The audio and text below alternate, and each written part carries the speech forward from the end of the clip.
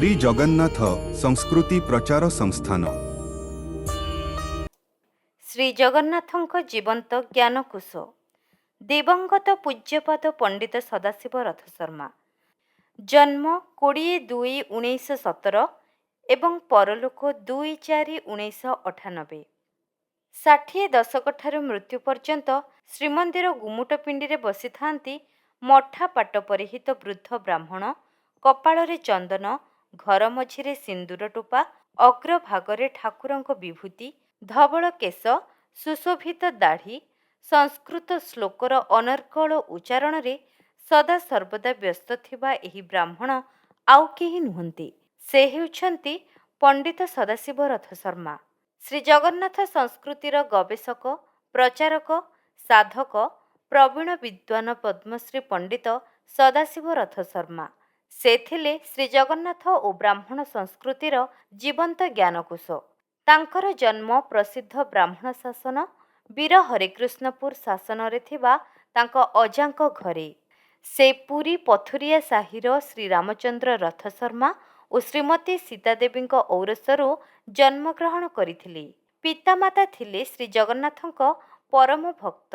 ପିତାମାତାଙ୍କ ପ୍ରେରଣା ପାଇ ସେ ପ୍ରତ୍ୟେକ ଦିନ ମନ୍ଦିରକୁ ଯାଇ ଜଗନ୍ନାଥଙ୍କୁ ଦର୍ଶନ କରନ୍ତି। ଧୀରେ ଧୀରେ ସେ ଠାକୁରଙ୍କ ପ୍ରତି ବେଶ୍ ଆକର୍ଷିତ ହୋଇଗଲେ।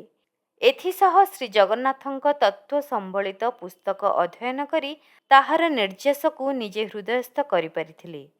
ଯୁବା ଅବସ୍ଥାରେ ସେ ଜାତୀୟ କଂଗ୍ରେସର ଜଣେ ସଚ୍ଚା ଓ ସକ୍ରିୟ କର୍ମୀ। 1934 ମସିହାରେ ଆଚାର୍ଯ୍ୟ ହରିହର ଦାସଙ୍କ ନେତୃତ୍ୱରେ ପୁରୀରେ ପ୍ରମୁଖ ସେବାମୂଳକ ଅନୁଷ୍ଠାନ ପୁରୀ ସେବା ସମିତିର ମୁଖ୍ୟ ପୃଷ୍ଠପୋଷକ ରୂପେ କାର୍ଯ୍ୟ କରି ବହୁ ପ୍ରଶଂସିତ ହୋଇଥିଲେ। ସ୍ୱାଧୀନତା ସଂଗ୍ରାମରେ ଭାଗ ନେଇ କିଛି ଦିନ ଜେଲ୍ ମଧ୍ୟ ଯାଇଥିଲେ। ତାଙ୍କର ଜ୍ୱାଳାମୟୀ ଭାଷଣରେ ଅତିଷ୍ଠ ହୋଇ ଇଂରେଜମାନେ ତାଙ୍କର ଦୁଇଟି ଆଖିକୁ ଫୁଟାଇବାକୁ ମଧ୍ୟ ନିର୍ଦ୍ଦେଶ ଦେଇଥିଲେ। ଅଣ୍ଡରଟେକିଂ ଦେଇ ଜେଲରୁ ଖଲାସ ହୋଇ ଅଧ୍ୟୟନରେ ମନୋନିବେଶ କଲେ। ଜ୍ଞାନକାଣ୍ଡ ଓ କର୍ମକାଣ୍ଡ ପଠନ ସହ ଶ୍ରୀଜଗନ୍ନାଥଙ୍କ ପ୍ରତ୍ୟେକ ତତ୍ତ୍ୱ ଓ ଶ୍ରୀମନ୍ଦିରର ବିଭିନ୍ନ ନୀତି ରୀତି ପର୍ବପର୍ବାଣୀ ଓ ଏହାର ମହନୀୟତା ସମ୍ପର୍କରେ ଆଲୋଚନା ପୂର୍ବକ ପ୍ରତ୍ୟକ୍ଷ ଜ୍ଞାନ ହାସଲ କଲେ ଏବଂ ସର୍ବୋପରି ମହାପ୍ରଭୁ ମହିମା ସମ୍ପର୍କରେ ଅଧିକ ଜ୍ଞାନ ହାସଲ ମଧ୍ୟ କରିଥିଲେ। ଉତ୍କଳରେ ପାଇକମାନଙ୍କ ସମର କଳା ଓ ଜାତିପ୍ରୀତି ଓ ଓଡ଼ିଶୀ ନୃତ୍ୟର ବୈଶିଷ୍ଟ୍ୟ ସମ୍ପର୍କରେ ଗବେଷଣା କରି ଅନେକ ନୂତନ ତଥ୍ୟ ପ୍ରଥମେ ଆବିଷ୍କାର କରିଥିଲେ। ରାଜ୍ୟରେ ଥିବା ବିଭିନ୍ନ ମନ୍ଦିର ମଠ କୀର୍ତ୍ତି ସମ୍ପର୍କରେ ଅନୁସନ୍ଧାନ କରି ନୂଆ ତଥ୍ୟ ଦେଇ ଉତ୍କଳକୁ ସମୃଦ୍ଧ କରିଥିଲେ। 1939 ମସିହାରେ ଏମାର ମଠ ମହନ୍ତଙ୍କ ପରାମର୍ଶରେ ରଘୁନନ୍ଦନ ଲାଇବ୍ରେରୀରେ ଯୋଗଦେଇ ତାଳପତ୍ର ପୋଥି ରଚନା ଓ ସଂରକ୍ଷଣ କାର୍ଯ୍ୟରେ ଅଧିକ ଦକ୍ଷତା ପ୍ରଦର୍ଶନ କରିବାରୁ 1951 ମସିହାରେ ଉତ୍କଳ ବିଶ୍ୱବିଦ୍ୟାଳୟ ପୁରୀରେ ସହକାରୀ ଗବେଷକ ରୂପେ ନିଯୁକ୍ତି ପାଇଥିଲେ। ତାପରେ ପୁରୀରେ ଗଠନ ହେଲା ଶ୍ରୀଜଗନ୍ନାଥଙ୍କ ଐତିହାସିକ ଗବେଷଣା ସମିତି। କହ୍ନେଇ ଚମ୍ପତି ରାୟ ପାଇକ ଖେଦାର ସମ୍ପାଦନା କରି ସେ ବେଶ୍ ଲୋକପ୍ରିୟ ମଧ୍ୟ ହୋଇପାରିଥିଲେ।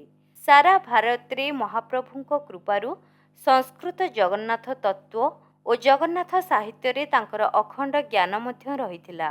ତାଙ୍କ ପାଣ୍ଡିତ୍ୟରେ ମୁଗ୍ଧ ହୋଇ 1959 ମସିହାରେ ଉତ୍କଳ ପଣ୍ଡିତ ସମ୍ମିଳନୀ ତାଙ୍କୁ କଳାକୁଶ ରତ୍ନାକର ଉପାଧିରେ ଓ 1967 ମସିହାରେ ତଥ୍ୟ ଶିରୋମଣି ଉପାଧିରେ ଭୂଷିତ କରିଥିଲେ। ତାଙ୍କ ନେତୃତ୍ୱରେ ଜଗନ୍ନାଥ ମନ୍ଦିରର ମରାମତି ନିମନ୍ତେ ଜଗନ୍ନାଥ ମନ୍ଦିର ମରାମତି ସେବା ସଂସ୍ଥା ଗଢ଼ାଯାଇ ଶ୍ରୀମନ୍ଦିରର ମରାମତି କାର୍ଯ୍ୟ କରାଯାଉଥିଲା। ତାଙ୍କରି ଚେଷ୍ଟାରେ ଶ୍ରୀମନ୍ଦିରରେ ପ୍ରତ୍ୟହ ବିଷ୍ଣୁ ସହସ୍ରନାମ, ଜଗନ୍ନାଥ ଅଷ୍ଟକମ୍ ବେଦ ପାଠ, ମଙ୍ଗଳାଚରଣ ଓ ନୀଳାଦ୍ରି ସତ୍ସଙ୍ଗ ଆରମ୍ଭ କରାଯାଇଥିଲା।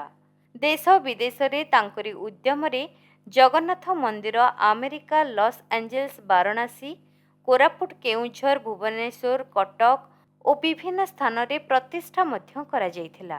ତାଙ୍କ ଜୀବନର ସବୁଠାରୁ ମହନୀୟ କାର୍ଯ୍ୟାବଳୀ ହେଉଛି ଜଗନ୍ନାଥ ଧର୍ମ ଓ ସଂସ୍କୃତିର ପ୍ରଚାର ଓ ପ୍ରସାର।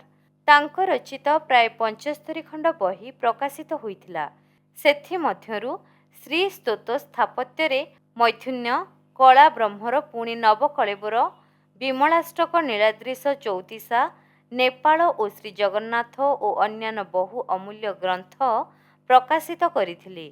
1972 ମସିହାରେ କୋରାପୁଟ ଶାବର ଶ୍ରୀକ୍ଷେତ୍ର, 1974ରେ ଟାଟା, 1979 ମସିହାରେ ଆମେରିକା, ହାଇଦ୍ରାବାଦ ଏବଂ କଟକରେ ଜଗନ୍ନାଥ ଚେତନା ଅଧିବେଶନ ପୁରୋଧା ରୂପେ ଯୋଗଦେଇ ସମସ୍ତଙ୍କୁ ମନ୍ତ୍ରମୁଗ୍ଧ କରିପାରିଥିଲେ। ଶ୍ରୀମନ୍ଦିରରେ ବୈଦିକ ଅନୁଷ୍ଠାନ ଓ ନୀଳାଦ୍ରି ବିହାର ମ୍ୟୁଜିୟମ ପ୍ରତିଷ୍ଠା ମଧ୍ୟ ଉଲ୍ଲେଖଯୋଗ୍ୟ। 1980ରୁ 1988 ମସିହା ପର୍ଯ୍ୟନ୍ତ ଶ୍ରୀଜଗନ୍ନାଥ ବିଶ୍ୱବିଦ୍ୟାଳୟରେ ସିନେଟ୍ ସଭ୍ୟ ଭାବେ ସେ ଯୋଗ ଦେଇଥିଲେ। ସାମଗ୍ରିକ କୃତି ପାଇଁ ଭାରତ ସରକାର 1959 ମସିହାରେ ପଦ୍ମଶ୍ରୀ ଉପାଧିରେ ଭୂଷିତ କରିଥିଲେ। ଏହି ପ୍ରଣାମ ପୁରୁଷଙ୍କ ମହାପ୍ରୟାଣ 1989 ଏପ୍ରିଲ 2 ତାରିଖରେ ହୋଇଥିଲା। ତାଙ୍କ ସହିତ ଶ୍ରୀଜଗନ୍ନାଥଙ୍କ ଡିକ୍ସନାରୀ ମଧ୍ୟ ଚାଲି ଯାଇଥିଲା।